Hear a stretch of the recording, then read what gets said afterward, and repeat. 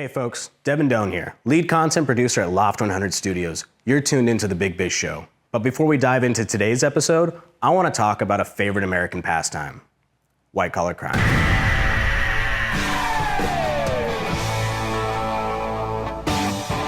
Specifically today, we're talking about Ponzi schemes, those financial house of cards that always collapse, leaving everyone broke. It's named after one of its original masterminds, Charles Ponzi. The scheme has transcended time, technology, and cultures. It's an immortal scam, powered by the perfect cocktail of greed and ignorance. Some might even argue that the entire US financial system is a giant Ponzi scheme. And by some, I mean me, but hang tight, we'll get to that. What is a Ponzi scheme? Let's start with the basics. Charles Ponzi was an Italian immigrant with big dreams and a knack for bad decisions. After blowing through his father's inheritance in college, because let's face it, who hasn't, he bounced from one hustle to another all over North America. At one point, even working as a coyote, smuggling immigrants across the Canadian border. Talk about a flip from today, right? Eventually, he landed in Boston, where most bad things happen. Eventually, he landed in Boston, where he claimed to have cracked the code for turning postal reply coupons into gold.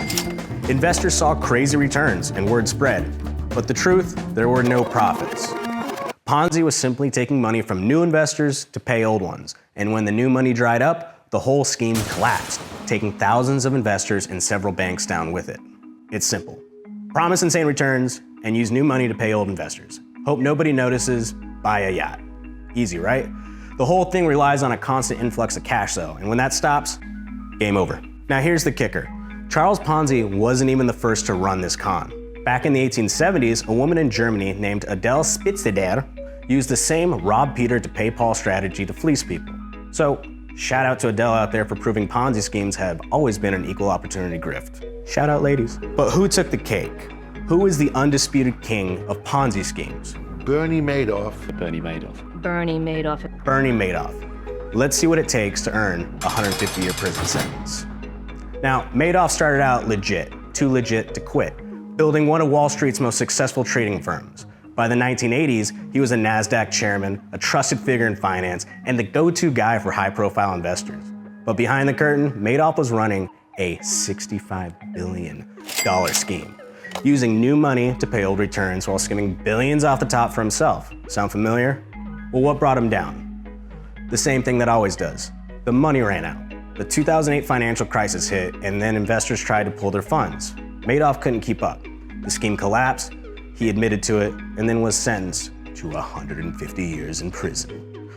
Good, that guy. Anyways, the twist, Madoff's bombshell claim. Here's where it gets wild. After his conviction, Madoff reportedly told visitors there was actually a bigger Ponzi scheme out there than the first, one to dwarf them all. The US financial system. No one has any criminal convictions. The whole new regulatory reform is a joke. The whole government is a Ponzi scheme. That's right. According to Madoff, the endless borrowing, money printing, and bond buying spree are just a more sophisticated version of what he did. And here's the kicker. He might not be wrong. Now let's be clear. The US financial system isn't a Ponzi scheme in the traditional sense. Unlike Charles Ponzi or Bernie Madoff, the government has tools like taxation, monetary policy, and economic growth to manage its debt. However, the cracks begin to show when debt grows faster than the economy itself. In order for the US economy to function, we have to borrow more and more money from the rest of the world. And the more money they loan us today, the more money they have to loan us in the future. And if they ever stop loaning, the whole thing collapses and we can't pay them back.